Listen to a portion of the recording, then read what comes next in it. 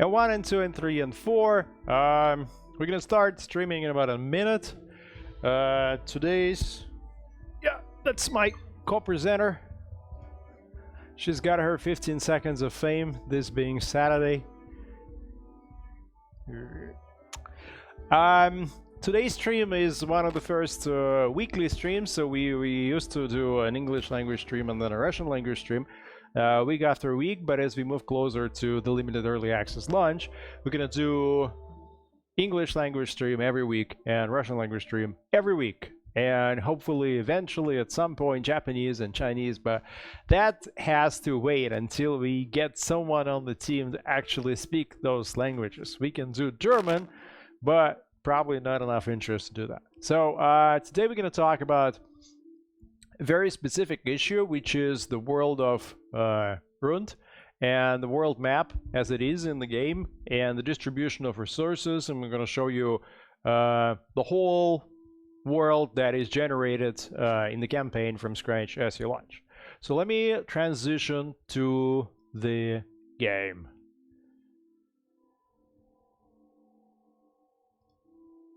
Yep. All right, so nothing fancy here. If you have not seen a video called Basics, then you can go and watch it, and it explains the basic interface and the basics of the role-playing system of the game. What is important right here is that every time you start a new campaign, and let's see what we're gonna... I don't know, what are we gonna do?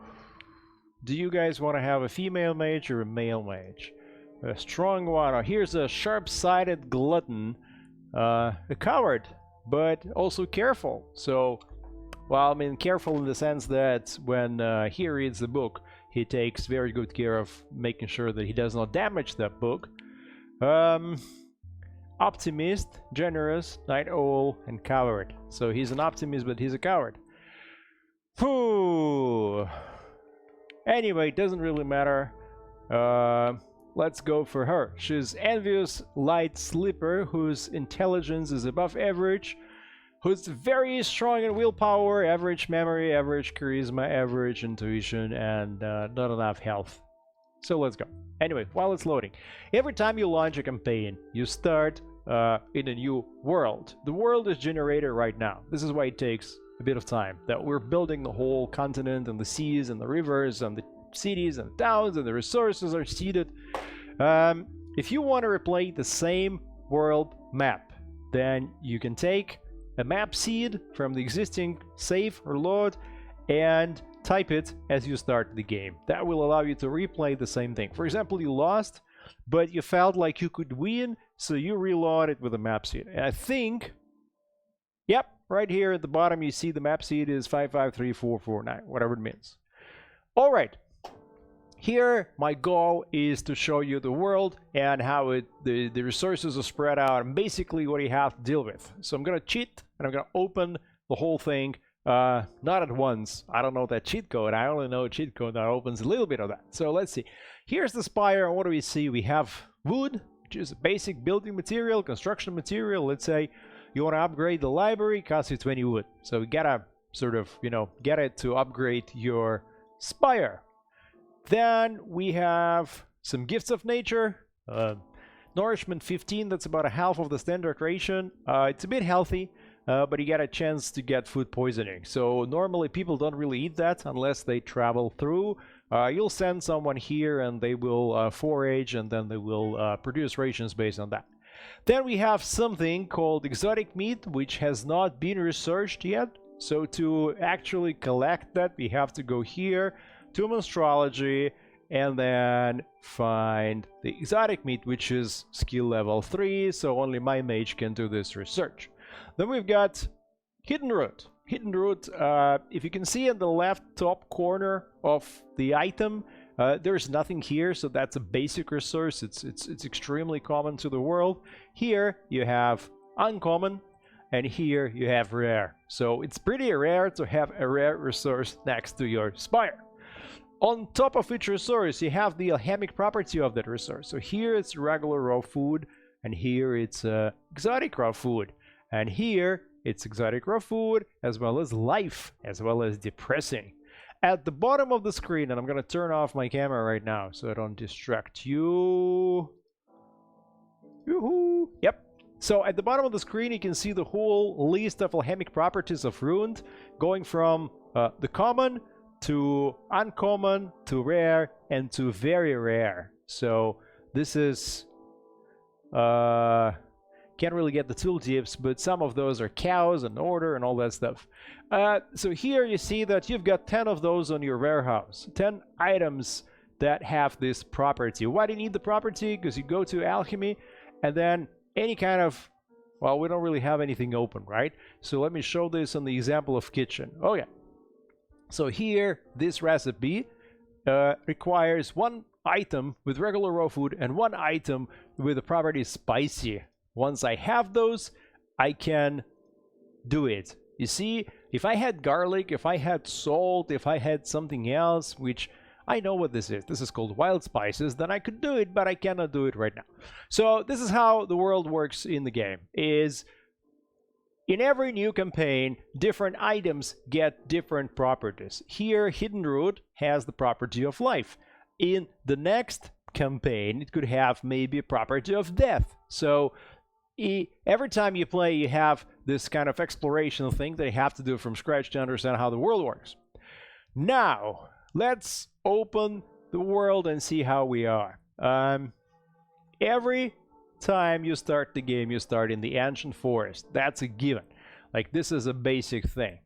Let me try to get myself back in here. Yep, right, all right. So ancient forest takes a long time to go through, and it has some dangerous inhabitants. So this is a tree bleeder, this is a forest cat, here's another tree bleeder, and then we have some villages, and going to the west, we enter the territory of the Empire. We're still fine-tuning the seeding algorithm and the way that you're generated. We are mostly successful in this, so let me sort of go off, right? So here are the hills and the hills, and then more hills. So that is not expected. Like, I would expect here on the eastern side to be more of the ancient forest, and there it is. And then there's the swamp and everything else. So I would say this is an uncommon map of the world as generated right now. Let's see how many resources we have. So of the common resources like meat and gifts of nature, there's plenty of those. Then there is some more. Let's say flax. Flax is pretty common. Lots of meat, lots of fish whenever you're close to the river, to the lake. Then you have some of those which are less common. This is belladonna, it's pretty common. You have sources of power which you can take under your control and increase the magic energy. Here's the magic energy as it comes into use. So at the moment you only get it from Spire, and your total is 100. You can have more stuff coming in, and then you'll need to upgrade your magic storage thing so you can store more energy. Right now our maximum is at 300, so we cannot have 300 more than 300 magic energy at once. You get lots of caves to explore, and catacombs and ruins. Everywhere in ruins and catacombs and the caves you have loot boxes, or let's say chests that contain certain loot. It could be books, it could be items, and it could be anything. The more, as a general rule, the more valuable is the loot, the more dangerous is the protection, whether or not it's a trap or the pale ones sticking around, or a group of bandits, or some other sort of form of protection. So you will encounter certain caves and catacombs that you cannot really enter right now. So let's see what happens to the west. Generally, we move to the Empire and we can see vegetables. So finally you'll be able to buy some vegetables here. Right now we're not very happy. That's a bridge. We're not very happy with the distribution of resources. We went through different options, and generally right now we feel like there's not enough, so that it speeds down your progress. I'm also not a big fan of this specific map, so maybe I'll just regenerate another one, because this is not a really representative. The ancient forest is not huge, and I wouldn't really save this map seed, to be honest, because there's the swamp, there's a lot of swamp area here, and I don't like it personally. There's the dangers specific to the swamp, and then there's more ancient forest, and then we enter into distorted lands.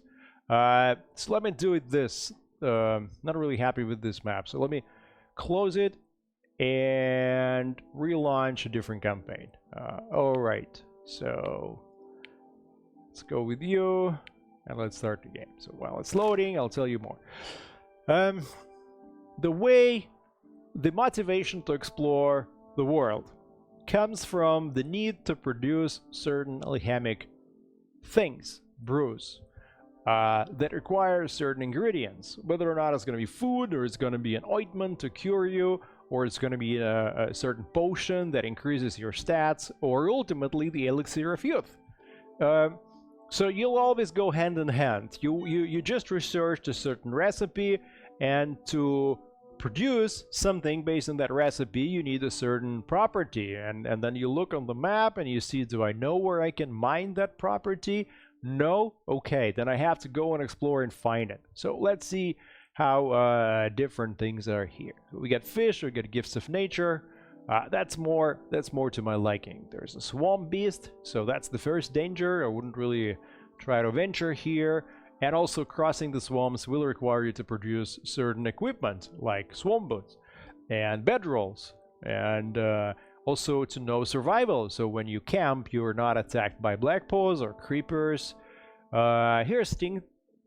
Yeah, sorry, now you see it. Here's stingtails, also dangerous guys. Mushroom eaters. So this map is more, I would say, traditional and classic. There's the idol. Idol basically accumulates magic energy that you can consume. So let's see what the world offers to us. Here we enter distorted lands, so that's the border. Going up, lots of ancient forest, ruins, some dangerous animals, urls. Urls are pretty nice. The slugs, you can hunt them for meat. You can also hunt them for their fat. Let's go here. Lots of stuff to explore. That's the regular forest. Not so dangerous as the ancient one. As you see lots of common resources. So at a first glance, it seems like there's a lot. But once you start playing and the recipe calls for a specific thing, let's see what we have here in the alchemy. Purging brew, warm medicine, and healer's mixture. Okay, so I'm gonna go ahead and have my mage do some research. She's really good in alchemy, so I'm gonna research, well, let's say, even a basic thing like a warm medicine, okay? She will do it, and she will do it, and I'm gonna do a maximum of 12 hours. Let's go ahead and let the game play as we discover. So here we enter farmlands. Farmlands are more dangerous. You have a higher chance of encountering someone who's not going to be happy with you. You can also buy books and buy some resources there. Plains and hills. And finally we reach the sea. So traveling through the inhabited area and the area generally that is within the empire is not a brilliant idea unless it's a late game and you're well equipped to fend off an attack of someone. Basically you have dangerous fauna like stingtails, and you also have dangers of encountering soldiers and Inquisition and all that. So moving closer to home, we go through regular forest, lots of caves to explore, lots of ruins, some resources to mine, The travel time through the inhabited areas, especially on the roads, is pretty easy. All right, so we have warm medicine. And now let's take a look, what does it take to produce warm medicine? Oh. All right, poisonous and antiseptic. So poisonous would be here. That's I need the mushroom. Okay, so that's still quite far away from the spire actually. Here's the spire. So poisonous. This is antiseptic, okay, so I can collect burnet for antiseptic, but for poisonous, where's the closest poisonous item that I can discover? I cannot really see anything. Here. Okay, here's the mushroom. So basically, between these two ingredients, it'll take me probably about a week to collect those two and then mix them together and produce some of the brew in my alchemic room. That is not so bad actually, but we see more cases where it's more difficult, and the big question that we ask ourselves is, what sort of balance do we want in the game? Do we want situations where in certain campaigns you're not able to produce a specific thing at all? You're not, because the resources generated so far that you're not really able to access them. Do we want this or do we not? It's an open question. We would like to think that the difference in how you play different campaigns should not be based on how the resources were seeded, but on how you chose to spend your time. Do you want to go more through the magic thing, or do you want to go through regular exploration? Do you want to rely heavy on alchemy, or do you want to rely heavier on something else? So here's a pretty rare resource. I don't even know what it is. But it's something in the swamps, and it's almost at the edge of the world, so it'll take a long time to get there. Alright, so moving along the coast, lots of common resources, lots of fish, but if I turn off the display of food, and let's say locations, and only leave the alchemy and the resources, and even resources I don't need, like I don't want to see, then suddenly we can see that there's not really a lot. There's not so much.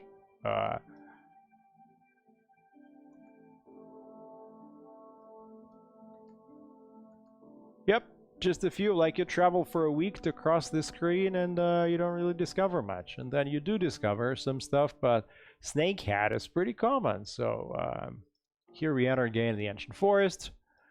Dangerous place. And now we enter into distorted lands. So distorted lands, think of them as something that has certain radiation.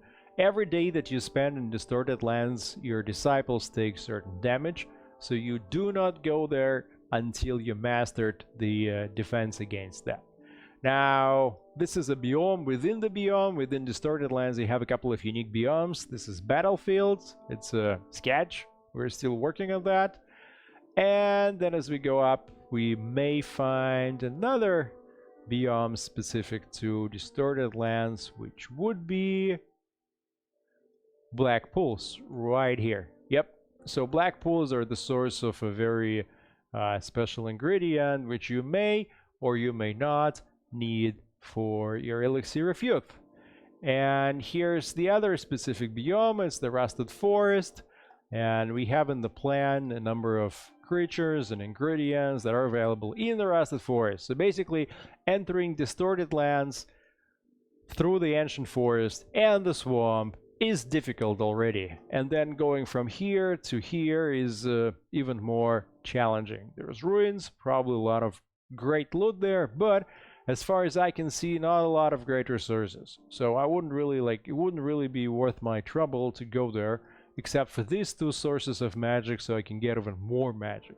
The same for those pools. Now, it's pretty much, I think you got the idea of the scope of the world or of the size of the world.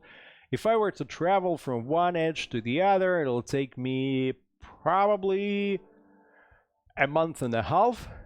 So no one really has, time to idly spend a month and a half traveling there and back, think of all the supplies that you need, think of all the risks that you need, and so on. And the big question right now that we have is, we're happy with the way that the food is seated. There's enough food. You will not go hungry, and food does not become a struggle as you play. We are okay with the resources, so let me turn off the food option. All right, we've got some wood, got some flax. It's all right. And then you get some hides and furs, which will allow you to craft clothing. In terms of alchemy, I don't think we're happy. And this is what we're trying to figure out right now. Should we simplify the resources? Should we speed up the research? Should we seed more resources, alchemic resources, across the world? This is what we tend to think, is that we want you to make choices in the sense of, do I want to invest my time and the time of my disciples there or there, as opposed to, oh, I cannot do this because I lack the resource, I cannot do this because I lack the resource, I cannot do this, so I only have to do this. What we would love to do is we'd love to have the same map seed replayable in different ways. If we have a map seed that has only one way of playing, then we don't really like it. We think that that is not a very replayable game. I mean, it is replayable, like, from map to map, you will have different playing experience, but we don't really like it. We feel like this doesn't really give you enough freedom of expression of how you want to play that, and ideally we want to have the world that can be played the same map in different ways. If we are able to do this, then great, then we've done our job well. That's pretty much everything I wanted to show you today. Previously in the basics video, we've gone over the different interface and the rooms and so on. For the next week's stream, we'd like to show you different resources. What do they mean? What kind of groups do they belong? For example, here you don't really see any minerals or precious stones, because those are hiding in the caves and in the ruins and in the catacombs, so you have to dig to get them. So you have to explore and then you have to find them. So that's something we want to focus in the next stream, is to give you a basic idea of what kind of resources exist in the world, what kind of groups, what sort of equipment, so you can understand. Now you can see the world. Here's the minimap, so you can see how the world transitions from the Empire to the Ancient Forest. And next week we want to show you how the world is made in terms of resources and what you can operate, what is right now in the game. So for example, this is a late game. The distorted lands, the rusted forest, the battlefields, and it's not very much populated right now because we haven't come around to fine-tuning this part. We're mostly fine-tuning the part that is in the immediate early game. Once we've done that, we will launch. So that's pretty much what prevents us from launching next week, is that we want to get a better feel of the balance of the world that makes us happier than we are right now, and then make sure that we can play the whole campaign from start to finish a few times and have a more or less satisfactory experience. And then we're going to launch, and then we're going to get your feedback. And early access is an exciting time when we get lots of ideas that we can implement and tweak the game from, let's say, basically good to hopefully great. But we're not at the basically good stage yet. It's still a bit raw. So that's where we are right now. Now, thanks for watching this video, and we'll be back next week on Friday with another brief topical stream. And I'm going to launch the transition. Thank you.